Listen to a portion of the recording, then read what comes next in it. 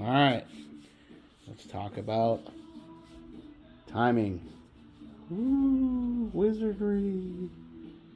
So I was on Facebook the other day, and I saw a guy had a post on there. He was having issues getting his um, either 455 or 350 started, and it was spatting and popping and backfiring, and you know um, he couldn't get it to run. So the very first thing I saw when I saw his post in the picture was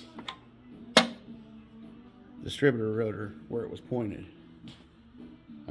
Now, I had several old timers tell me this over the years, and usually the old timer stuff's right, but not in this case. Everybody kept asking him, do you have it set at top dead center on number one and on the compression stroke? And he said, yeah. And he said, it's pointed at number one cylinder. Biggest misconception, mistake is, there's a coincidence that on a Chevrolet, on a small block Chevy, big block Chevy too, I think, they start their firing order here. Okay, that's where number one is.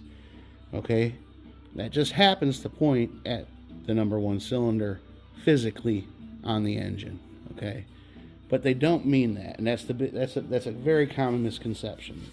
It's got to be pointed at this cylinder. No, it's got to be pointed at the number one position on this cap. That's the way they spec it.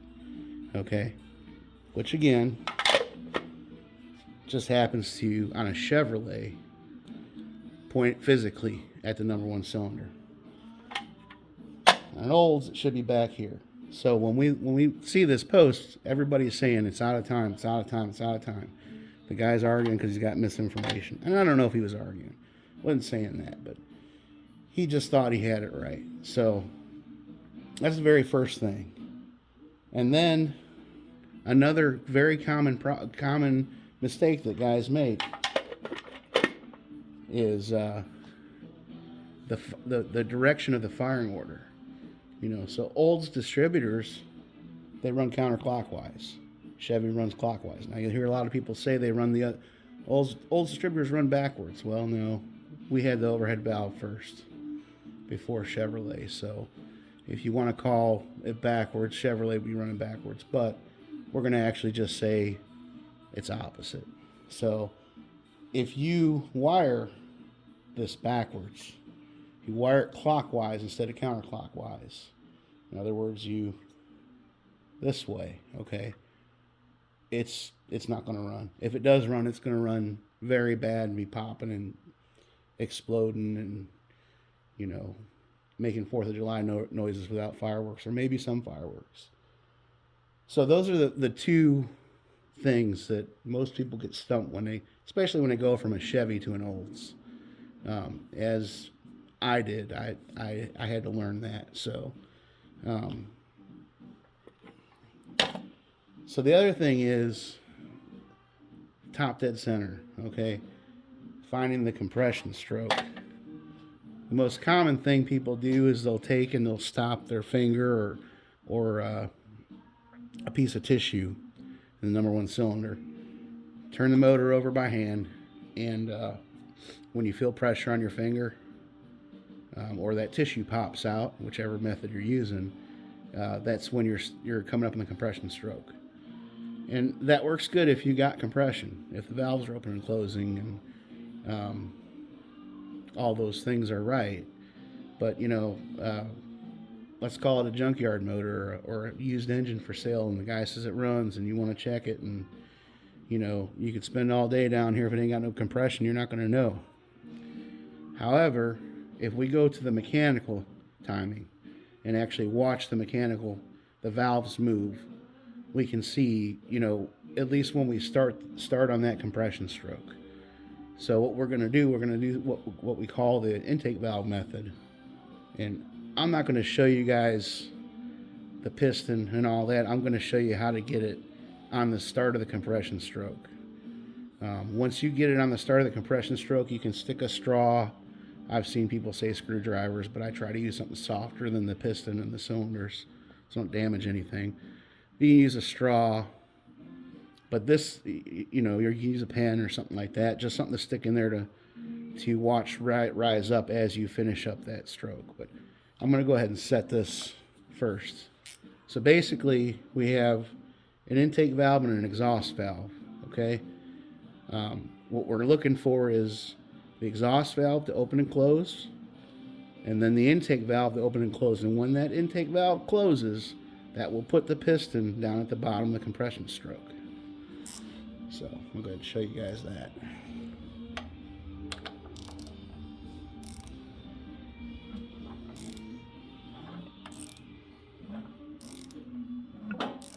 So our exhaust valve is starting to move here. Open all the way. Come back closed. Intake valve's moving. It's opening up. All the way. Coming closed. And that's where the intake valve closes. Now the piston is in the bottom, coming back up for the compression stroke.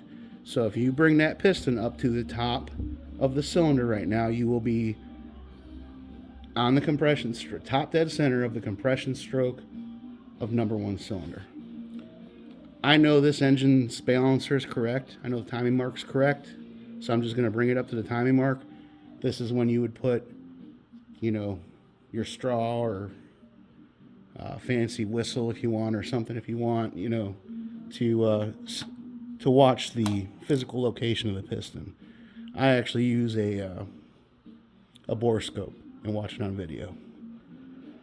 I'm just going to bring this around to my 0, which is on a 330 is this guy here.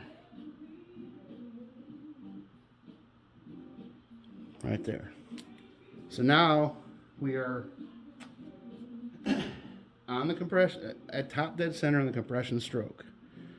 Now is when we're going to want to check where our distributor is, where our rotor is pointing. Okay, so as you can see, we're way off. We're supposed to be back here in this area. So what we can do, we can pull this guy out. It's not going to be a big pain in the ass.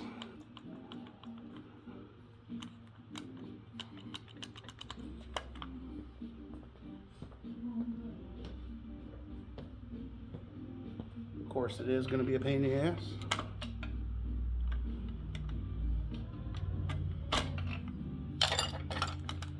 Okay, we can bring this rotor back.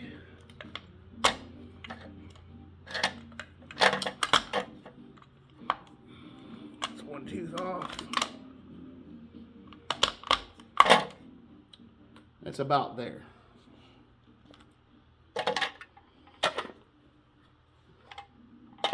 Actually, that's probably about dead nuts perfect. So now we'd be pointed at number 1 cylinder, correct firing order for factory. So let's look at this a different way.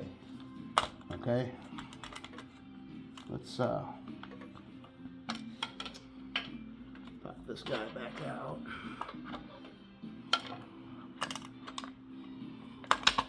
So let's put it in somewhere, anywhere where it's not going to get stuck anyways.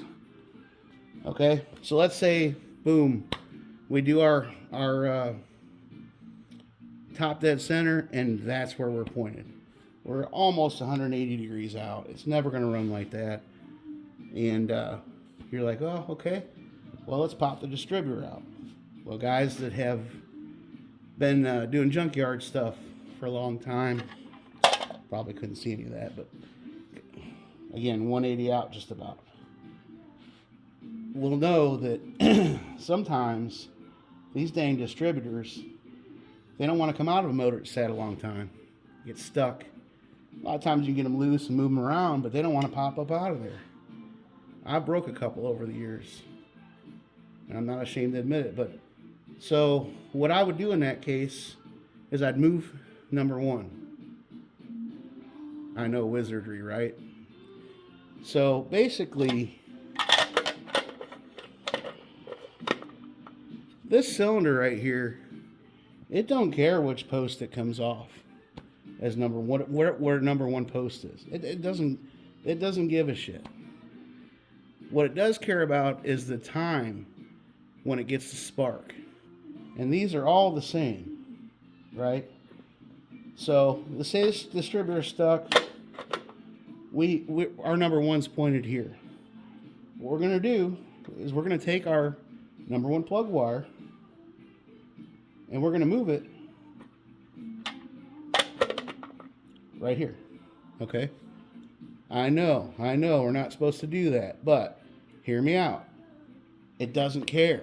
It doesn't care. As long as you start number one here and you come in your counterclockwise firing order, 1, 8, 4, 3, 6, 5, 7, 2, I guarantee you some bit's going to run. Okay? If that's your problem. This will put your timing close. So, of course, you're going to have to adjust your advance and all that crap, but this will get you to 0, and it'll get you to the correct firing order. Doesn't matter where that rotor could be pointed here, could be pointed here. It doesn't matter. Doesn't matter. You just find the post that it lines up with, and that gives you allows you the adjustability in your distributor to be able to set timing. You start your firing order there. Again, this guy doesn't give a shit which pin it gets it from, as long as it gets it at the right time. That's it. So don't get frustrated. Take a deep breath. I battled it years ago, figuring out, and actually every once in a while, you know, things will get me and I'll be like, oh, that was a dumb mistake. But, you know, just don't make a mountain out of a molehill. You know, it's pretty simple. And remember, this is not what we're pointing at. This is what we're pointing at. See y'all.